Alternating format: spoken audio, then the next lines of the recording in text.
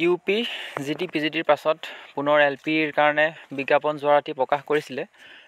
Assam Tribune বাতৰি কাকতখনে এলপিৰ যিটো বিজ্ঞাপনৰ যিটো নটিচ, সেই নটিচটো দিয়া নাছিলে। মাত্ৰ ইউপি আৰু জিটি পিজিটিৰ কাৰণে দিছিলে। কিন্তু অসমীয়া প্ৰতিদিন পেপাৰ আপোনালোকে 9 পৃষ্ঠা আপোনালোকে ভিজিট কৰিব পাৰে।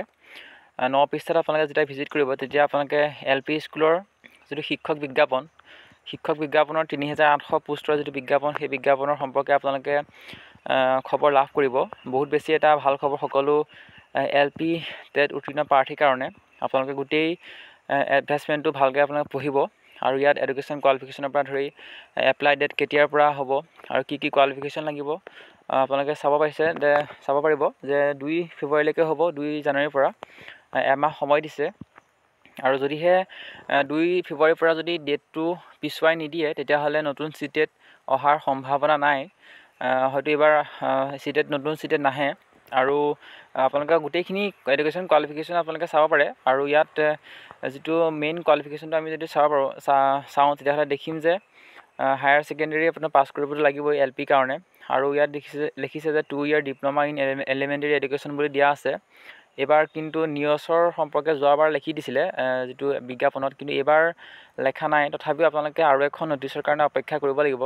যিখন নটিচ নেকি ডিষ্ট্ৰিক্ট ৱাইজ পোষ্ট ভেকেঞ্চিৰ যিখন ডিটেইলছ পাব্লিছ কৰে, সেইখন নটিচলৈকে আপোনালোকে অপেক্ষা কৰিব লাগিব নিউজৰ প্ৰাৰ্থীসকলে। কাৰণ যোৱাবাৰ লিখি দিছিলে 18 মহীয়া ডিপ্ল'মা 24 মাহৰ সমকক্ষ হয় বুলি, কিন্তু এইবাৰ সেইটো আমি লিখিবলৈ পোৱা নাই। তথাপিও আপোনালোকে আৰু এখন নটিচৰ কাৰণে অপেক্ষা কৰিব লাগিব। সেইখন নটিচত সম্পূৰ্ণ আপোনালোকে জানিব পাৰিব যে নিউজটো দিব নে নিদিয়ে।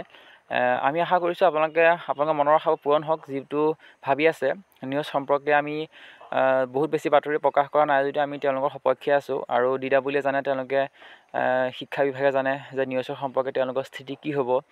ইয়াত কিন্তু 2 year diploma in elementary education বুলি লিখিছে, বাই হোৱাট এভাৰ নেম ন'ন বুলি লিখিছে। বাকী সকলোখিনি কথা আমি পিছত আলোচনা কৰিম। থুলমূলকৈ আপোনালোকক এইটোৱে ক'লোঁ যে ৰাতিপুৱা আছাম ট্ৰিবিউন বাতৰি কাকতখনত এলপিৰ কাৰণে খবৰটো দিয়া নাছিলে। সেইকাৰণে আমি বেলেগ ভিডিঅ' প্ৰস্তুত কৰিছিলোঁ আৰু আমি পুনৰ এলপিৰ কাৰণে যিটো বিজ্ঞাপন প্ৰকাশ কৰিলে, সেই বিজ্ঞাপনৰ আমি খবৰটো আপোনালোকক দিলোঁ।